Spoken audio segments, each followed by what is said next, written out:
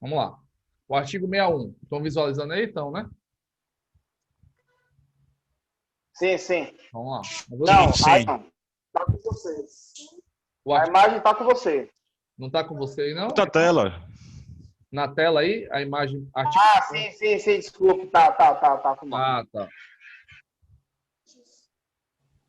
A velocidade máxima permitida para a via será indicada por meio de sinalização, obedecidas suas características técnicas e as condições de trânsito, né? Então, assim, se a via está regulamentada, está sinalizada, beleza. A gente cumpre o que está lá. Agora, onde não existir sinalização regulamentadora, aí sim a gente vai ter que verificar como é que vai ser essa velocidade máxima permitida, tá? Não é uma coisa solta.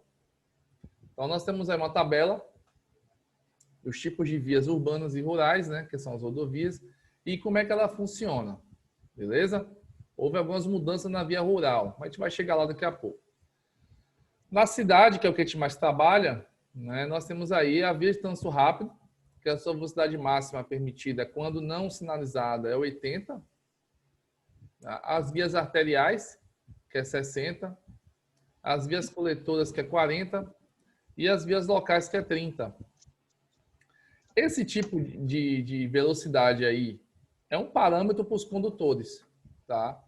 Uma fiscalização mesmo de fato é um pouco complicada, porque a gente fiscaliza através do radar, né? E se a gente coloca o radar, a gente coloca a placa vertical sinalizando a velocidade local. Então, isso aí só é um parâmetro para os condutores não estar fazendo merda na via. Só que nos ajuda em situações do tipo, como acidente de trânsito, tá? Que às vezes o condutor ele não tem conhecimento técnico do que ele está fazendo ali, e ele acaba comentando algo que pode prejudicar ele, né? E a gente percebe isso na conversa. Por exemplo, o cara está numa via arterial, que é 60, não sinalizada, e ele fala que, não, eu estava devagar, eu estava passando a 80 na hora do acidente. Então, esse auto-incrimina, né? Porque se a via é 60, quando não sinalizada, ele fala para mim que passou a 80. Deu para entender? Então, esse é um parâmetro para a gente estar se baseando nas ocorrências de acidente, né? Com vítima ou não. Verificar o tacógrafo do veículo quando tem, sabe? Medir o espaçamento de frenagem dele, verificar a velocidade. Então, isso aqui é um parâmetro para perícia, tá? Para fiscalização, pouco importa, porque para fiscalizar, a gente não se baseia no achismo, né? A gente se baseia no que está lá na placa vertical. Beleza? Na via rural, muda um pouquinho esse raciocínio. Eu vou explicar por quê. As rodovias de pista dupla, que a gente não tem aqui, né? Pelo menos aqui próximo, aqui, saindo de Itabuna e Ilhéus, é pista simples, né? E a gente vai ver pista dupla lá na frente, né? Já chegando... Deixa eu ver onde é que tem aqui. Indo para Eunápolis tem um ponto. Acho que indo para Itororó também tem um ponto, mas é um ponto pequeno. Enfim, se a pista for dupla, o automóvel, a caminhonete e a motocicleta pode imprimir 110. Os demais veículos 90. Antigamente tinha 110, 90 e 80. E não tinha divisão de pista dupla e pista simples. Tá? Então houve essa separação e o aumento da velocidade, que antes era 80, juntou tudo, virou 90 dos demais veículos. E os automóveis, caminhonetas e motocicletas continuam 110 para a pista dupla.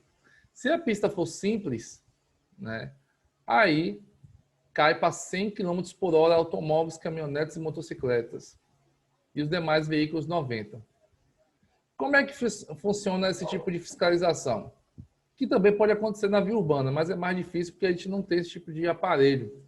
Mas a gente poderia fiscalizar. Então o policial lá pega o seu radar lá, e na pista simples, e ele certifica, um radar móvel certifica se o condutor está vindo com a velocidade acima do que é permitido aí, por ser uma pista simples, né?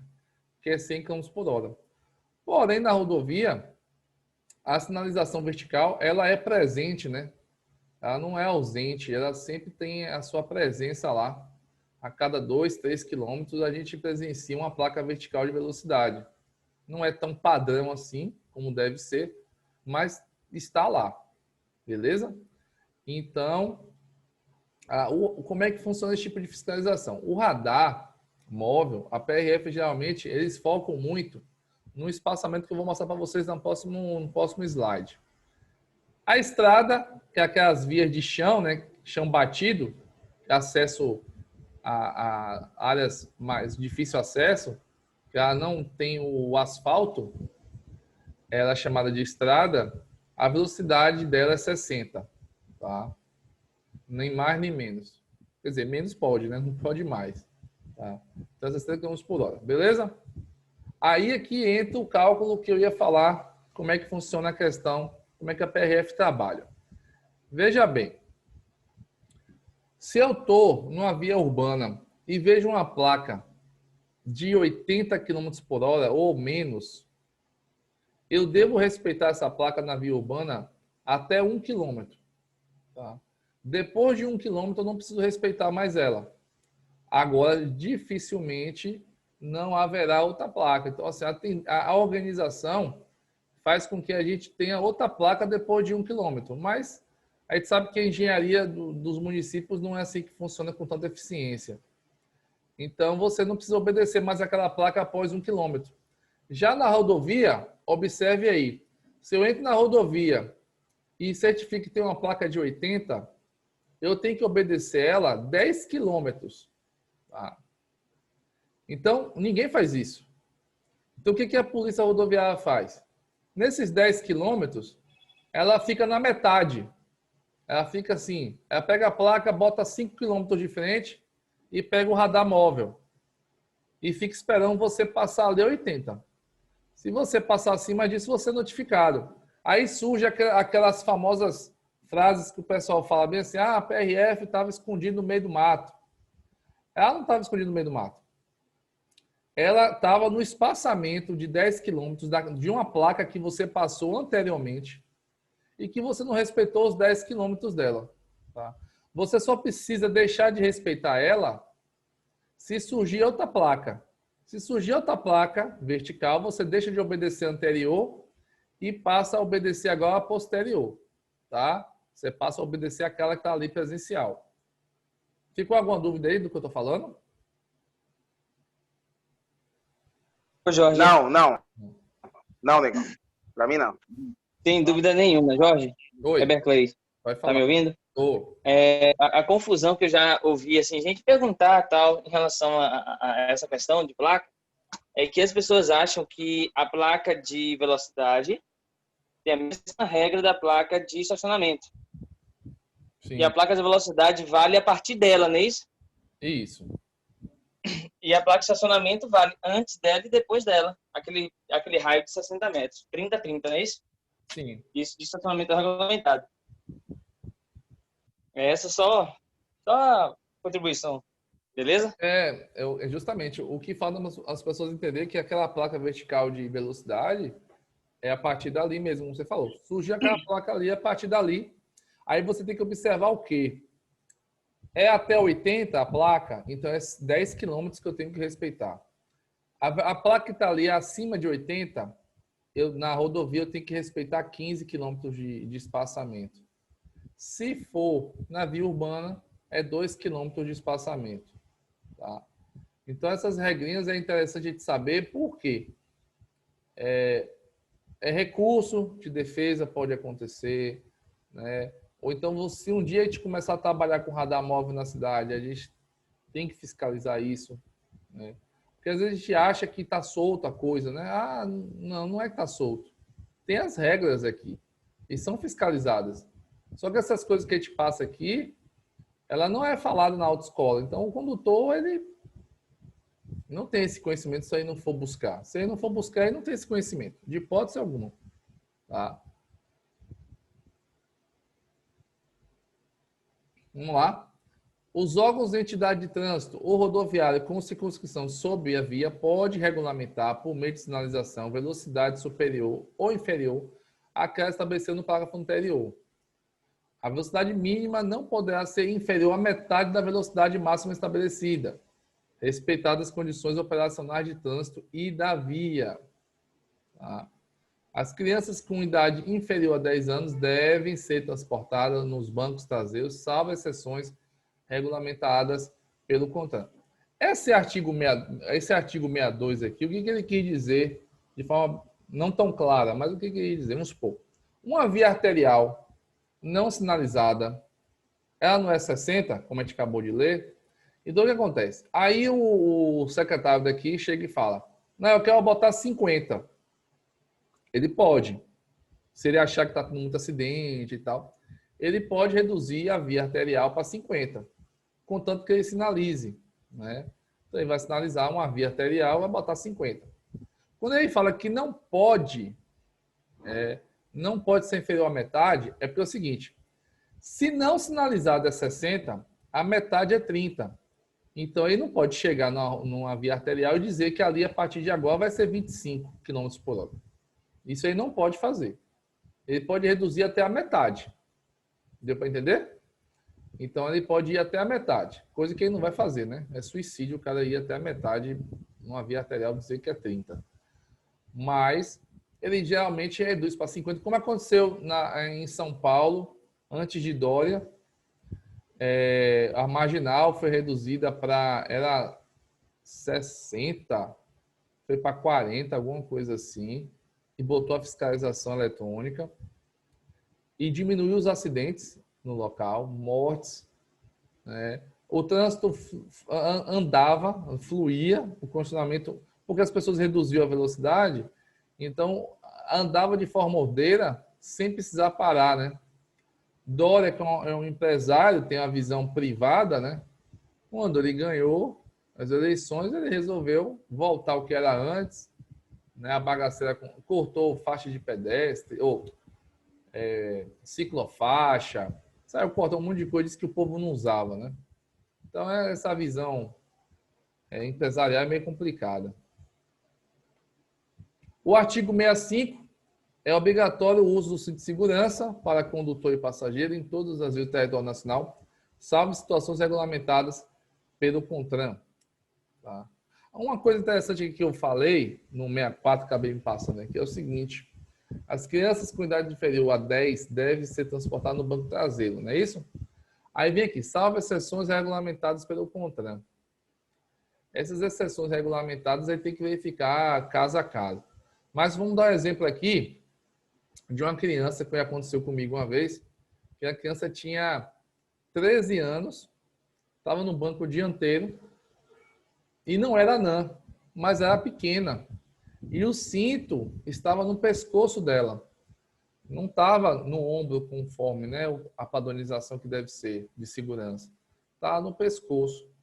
Aí eu falei com o pai, essa criança aí deveria ficar atrás ou usar um elevado aqui, já que ela tem 13 anos. Ah, mas tem 13 anos, não precisa. Aí eu tive que explicar para ele o risco que ela estava correndo de quebrar um pescoço numa colisão, num acidente de trânsito. E aí ele foi que se conscientizou. Enquanto estava na parte legalista, eu estou no padrão do código, minha filha tem 13 anos, pode ficar na frente. Ele ainda não estava entendendo. Eu tive que ir para o lado, né, emocional, né? Tive que explicar para ele o risco que ela estava correndo, do jeito que ela estava ali, independente da idade. Ela não tinha altura suficiente para aquilo. Então, a idade é um parâmetro, né? Não é uma regra a ser seguida de forma, sabe, risca. É um parâmetro que nós temos de fiscalização, tá?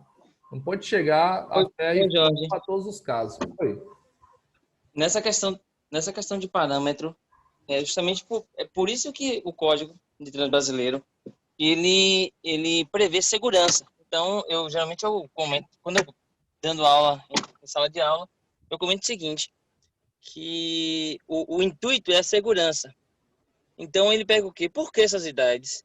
por conta do tamanho médio das nossas crianças e a geometria do veículo, Sim. né? Então, assim, nesses casos, por isso que determina essas idades também a questão, a estrutura óssea da criança. E, salvo em raras exceções, que a criança tem um problema de ósseo, que, né, tem algumas doenças que quebram ossos fácil. Então, assim, essas exceções. Outra coisa, em relação ao banco de transporte de criança menor de 10 anos no banco traseiro. Quando o veículo não tem banco, não é dotado de banco traseiro, tipo as picapes, né? Essas Saveiro, Fiat Strada, enfim, pode ser transportado no banco dianteiro nesses veículos? É uma pergunta. O banco dianteiro? Olha, Fiat Strada só tem 2 bancos, motorista e passageiro. Certo. Eu tenho meu filho de 8 anos. Posso transportar no meu carro essa criança? Não. Não. Não é banco dianteiro? Se for. Só tem esses 2. Então, tem que ser banco traseiro. Mas não tem banco traseiro. Sim. É um carro que só tem 2 bancos. Então não leva. Vai de bicicleta. Moto pode ir com 7. Bota na moto. E outra, pode ir com 7, mas o pé tem que estar apoiado nos pedais, né? Por medida de segurança. Você vê que Tem que ter. as crianças menores de 10 anos, né? Ou que na circunstância não possa cuidar de si própria nessas condições aí que a gente, nesses parâmetros, não pode ser transportada em determinado tipo de veículo, tipo Fiat Strada, cabine simples, Fiat, a Saveiro, que é cabine simples, as picapes pequenas, cabine simples, porque não, e também caminhões, não tem banco traseiro. É verdade, não tem não. Tem não. A maioria não tem não. E aí? Para você ver a situação, ó. Aí entra as regulamentações. Por exemplo, a cadeirinha. Cadeirinha não. O bebê conforto. O bebê conforto ou o bebê conforto? O bebê conforto. Ele é permitido no banco dianteiro, contanto que o veículo não tenha airbag. Se o veículo tiver airbag, ele não pode. Se tiver, se não tiver, pode. Contanto que seja o que você faz atrás, você tem que fazer na frente.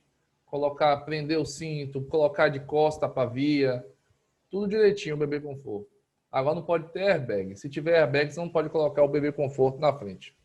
Então, quando ele falar essas sessões aqui, aí tem que ver caso a caso, né? No caso do caminhão, eu não sei te dizer. Aí eu teria que verificar se tem alguma liberação, porque ele tem uma parte de trás, Berkeley. Eu não sei se tem algum assento ali, que geralmente o caminhoneiro usa para dormir na parte de trás, que ele baixa. Eu acho que tem banco ali no caminhão. Agora não sei os caminhões, né? Mas a maioria dos caminhões não tem. É só o que é cabine estendida. O cabine simples não tem. Então, não pode. Se for levar o pé, não pode. Deixa eu falar. Por exemplo, o veículo carrega, transporta, mas se não me, Jorge, não sei, não me faz a memória, o veículo transporta 4 passageiros, com o motorista assim, um automóvel. Certo. Se eu tiver 4 quadrigêmeos, a legislação diz que eu vou utilizar a cadeirinha, o assento, e vou botar a criança mais forte no banco dianteiro. Se não me engano, se não me falha a memória, me corrija se estiver errado. Alguém aí que tá aí, que sabe mais, que pode me falar alguma coisa aí. Aonde você viu isso? Velho, eu não me lembro. É essa a questão. Eu vou dar uma pesquisada também. Veja vê na resolução da questão da criança. Sim, se a pessoa tiver 4 filhos... Por exemplo, se tiver 4 crianças, 4 filhos, 4 crianças, onde for quadrigêmeos, obviamente, ou não, mas você escolhe o mais forte e bota no banco dianteiro. Mas vai usar o quê? Que cinto vai usar? Se não tem, um cinto não vai dar nele. Não vai não, Berkeley. Isso aí não cola, não. Não tem a segurança. Não tem a segurança. Não vai não. O Berkeley, no caso, você está falando aí com a cadeirinha, né? Locado na cadeira, correto? Isso, correto. Mas assim, quando passa dos 8 anos de idade, não precisa mais de assento, nem cadeira, nem bebê conforto, correto? Sim. Depende aí, né, E da aí? questão da estatura, né? Eu sei, justamente. O meu questionamento realmente é dúvida, eu não sei mesmo. O meu questionamento é o seguinte: eu carrego meus filhos, eu tenho, suponhamos, exceções que a gente pode entrar em conta na rua. Suponhamos que eu tenho 4 filhos gêmeos. Sim, mas coloca a Aí eu idade. tenho uma cadeirinha, Qual a idade? eu tenho cadeirinha para todo mundo, Sim, para todos os 4. tá. Aí eu escolho o mais forte e boto na frente, e com cadeirinha, até os 7 anos e meio, correto? Tá. Quando chega com 8 anos de idade, é que eu tô falando aqui. Quando chega com 8 anos de idade, eu deixo de poder carregar meu 4º filho no banco dianteiro? Esse é o meu questionamento, entendeu? Se ele não tiver, ó, veja bem, se ele não tiver a cadeirinha, você não vai conseguir. Você não vai conseguir. Você vai querer botar um assento elevado, não é isso? Presta atenção. Olha a situação hipotética. Olha a situação hipotética. Calma aí, peraí. Eu já entendi, senão a gente vai endoidar aqui. Eu já entendi. Depois dos 8 anos, não é mais obrigatório o uso da cadeirinha. Teria que ser usado elevado. O que foi que eu falei desde o início aqui? Isso aqui, a lei, essa parte da idade, tudo isso é parâmetro só para a gente, na hora da abordagem, a gente vai verificar caso a caso. Você está entendendo? Então, se você tem 4 filhos, pega um, coloca na frente, tá?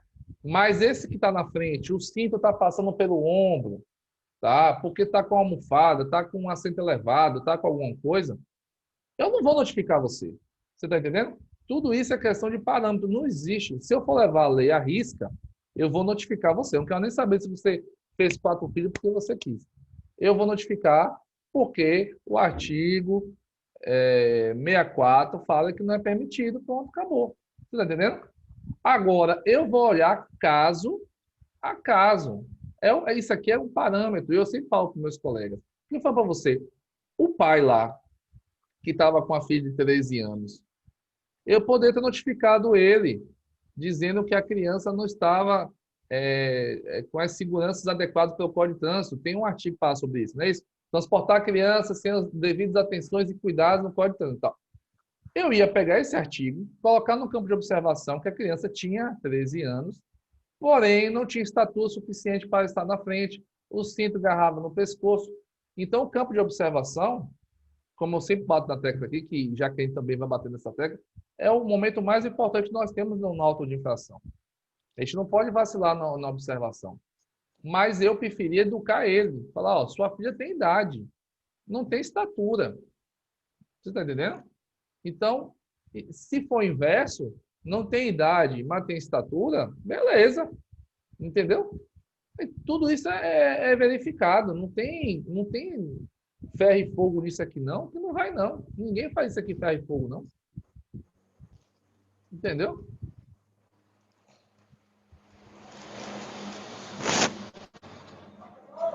Vamos lá? Entendeu, Berkeley? Entendi sim, Jorge. Valeu. Pronto. Então vamos lá. Isso é nada. As provas ou competições desportivas, inclusive seus ensaios em via aberta à circulação, só poderão ser realizadas mediante prévia permissão da autoridade de trânsito, com circunscrição sobre a via e dependerão de autorização expressa da respectiva confederação desportiva e entidades estaduais ou de filiados, caução ou fiança para cobrir possíveis danos materiais à via, contrato de seguro sob risco de acidente em favor de terceiros, prévio recolhimento do valor correspondente aos custos operacionais e que o órgão ou entidade profissional incorrerá, e a autoridade consignada sobre a via arbitrará os valores mínimos de caução ou fiança no contrato de seguro. Esse artigo 67, aconteceu um fato com a gente aqui em Itabuna, na gestão passada, pessoal fazia muito empinar moto, girar o carro, né? 360, fazer um monte de coisa lá no antigo aeroporto, lá na CETRAN. E a gente tinha dificuldade de fazer essa abordagem, sempre ia com a PM, era uma confusão terrível. E na época, quando eu virei diretor, eu chamei um dos responsáveis pelo que ele chamava aquilo ali de evento, né? Pra gente era uma bagunça. Aí eu chamei um dos responsáveis e aí a gente tentou fazer a adequação de acordo com o artigo 67. E aí nisso a gente organizou, ele teve que levar ambulância todo domingo, numa lista dos presentes, a gente teve que verificar a documentação, habilitação, tinha uma lista, um controle sobre isso. E aí a gente fez o máximo de possível para que a coisa fosse de forma organizada. Só que era tanta burocracia que eu botei em cima deles que eles desistiram, né? Fizeram uma vez só. Botaram ambulância, tiveram que organizar, fazer lista de controle. Só que o pessoal gosta da bagunça, né? Porque muita gente errada ali, muita gente cansada. Então, aí nas outras vezes já quiseram fazer errado, aí a polícia teve que intervir novamente. Eu acho que eu só consegui organizar dois domingos. Então, assim, é possível, né? Não sei se Ilhéus também deve ter algum problema nesse sentido, em algum local específico, o pessoal. É que o pessoal não gosta. Existe a possibilidade de fazer o certo, mas eles não gostam. É complicado. Perfeito. Oi?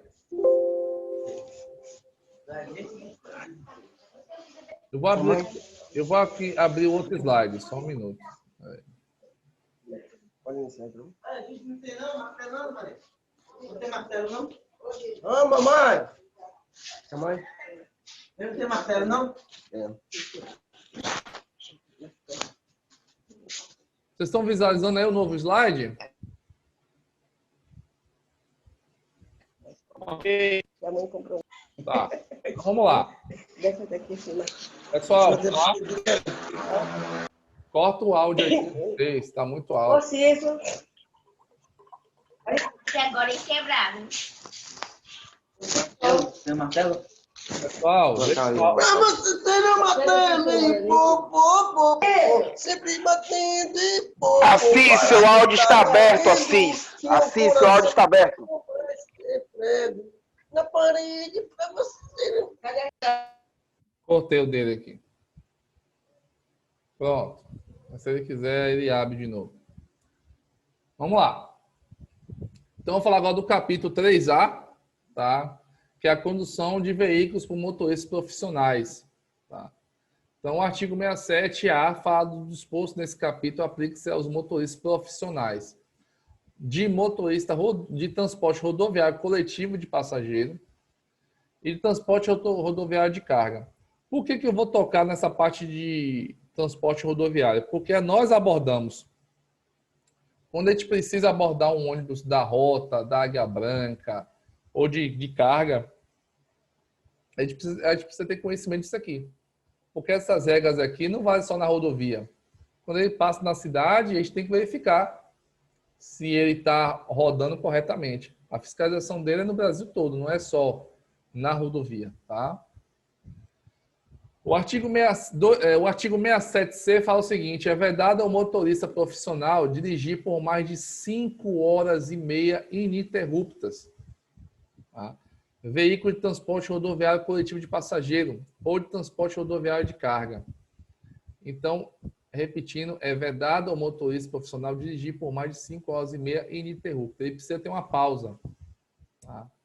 Serão observados 30 minutos para descanso dentro de cada 6 horas na condução do veículo de transporte de carga, sendo facultado o seu fracionamento e o tempo de direção, desde que não ultrapasse 5 horas e meia contínua. Então, o que ele quer dizer com isso? Ele fala 5 horas e meia, depois fala 6 horas, quer dizer o seguinte: eu estou fazendo transporte de carga e estou dirigindo. Em 5 horas e meia, tá? Eu tenho que fracionar, eu posso fracionar os meus 30 minutos de descanso, tá? Até no máximo em 3. Então, 10, 10, 10, eu posso fracionar, tá? Então, feito o fracionamento, beleza? Eu tô na regra padrão ali. Se deu 5 horas e meia, eu não fiz o fracionamento, ou não parei, nem os 30 minutos, eu tenho que parar agora e fazer meia hora, direto. Por isso que ele fala das 6 horas na condução, tá? Justamente por causa disso, porque 5 horas e meia, mais meia, dá 6 horas. Ficou claro aí, pessoal? Então, recapitulando, em 5 horas e meia, ele tem que fazer o fracionamento. Se ele não fizer, ele tem que parar, tá? Com 5 horas e meia, e fazer o descanso de 30 minutos. Em relação ao motorista de caminhão, de carga, de empresa séria, que tem a seguradora chamada Pancari, são algumas aqui no Brasil, você não precisa nem abordar. A Águia Branca nem aborda quando já sabe, porque o caminhão tem uma trava automática via GPS. Se o caminhoneiro não parar, o GPS, o rastreador lá, o aparelho vai travar. Com ele no meio da rodovia, vai deixar ele no vexame. Então, ou ele se organiza para parar numa cidade, fazer o funcionamento dele, o fracionamento, ou o aparelho vai travar ele no meio da rodovia. Beleza? Então, vamos lá. Qualquer dúvida, Ô, Jorge, pode falar. Jorge, posso falar? Pode. Meu carro mesmo, com 3 horas e meia, o tacógrafo começa a apitar, sinalizando que eu tenho que fazer uma parada de antes de meia hora. Você trabalha com o quê? Com tacógrafo? Assis. Eu trabalho com transporte de passageiros. Eu tenho uma van e a minha van ela já veio já de fábrica já. Ele é aferido, tudo certinho. Aí quando dá 3 horas e meia de viagem, que o meu carro já está em funcionamento, ela já começa a apitar avisando que o meu tempo de viagem foi excedido e que eu tenho que parar para fazer o descanso. Se eu não parar, ela vai apitar até eu parar. Isso. Então, o seu aí ele já padronizou de fábrica 3 horas e meia. Beleza. Da Águia Branca, um exemplo aqui, ela só precisou aumentar o tempo dela de descanso que ela já fazia em algumas cidades. Geralmente, o horário de almoço da Águia Branca é de 40 minutos. Eles estão segurando até 1 hora de viagem, que a refeição tem que ser de 1 hora. Vamos falar lá na frente. Vamos lá. Primeiro A. Serão observados 30 minutos para descanso a cada 4 horas na condução de veículo rodoviário de passageiro, sendo facultado o seu fracionamento e o do tempo de direção. Então, recapitulando, 30 minutos para descanso a cada 4 horas na condução do transporte rodoviário. Por isso, Assis, que o seu, que é transporte passageiro, quando dá 3 horas e meia, ele apita. Porque você não pode passar de 4 horas. Você tem que cumprir os 30 minutos. Como nas 3 horas e meia você não parou para fazer os 30 minutos, aí o aparelho apita, porque dali em diante você já vai ficar irregular. Porque para cada 4 horas você tem que fazer meia. Então, 3 horas e meia você já faz o seu descanso ali para fazer as 4 horas com descanso. Beleza? Então, vamos lá. Novamente, relembrando que também é facultado o funcionamento nesse período de 4 horas, o cidadão pode fazer de 10, 10, 10. Em situações excepcionais, tá? Fazendo a observância justificada por tempo de direção, devidamente registrado, o tempo de direção poderá ser elevado pelo período necessário para que o condutor, o veículo e a carga cheguem a um lugar que ofereça a segurança e o atendimento demandado, desde que não haja comprometimento da segurança rodoviária. Essa exceção está virando regra, né? Mas a polícia está de olho. O que acontece? O cidadão é abordado na polícia e fala assim, não, minhas 4 horas, minhas 5 horas e meia, né, quando tá levando carga, minhas 5 horas e meia foi no meio do nada. Aí, para não roubar a minha carga, eu dei continuidade. Só que o policial fala, rapaz, você tá vindo de onde? Tá. Aí o policial vai fazer as contas, né? Então quer dizer que você passou por, sei lá, passou por Itororó, passou por Itambé, passou por Tapetinga, passou por não sei o quê, e você não parou.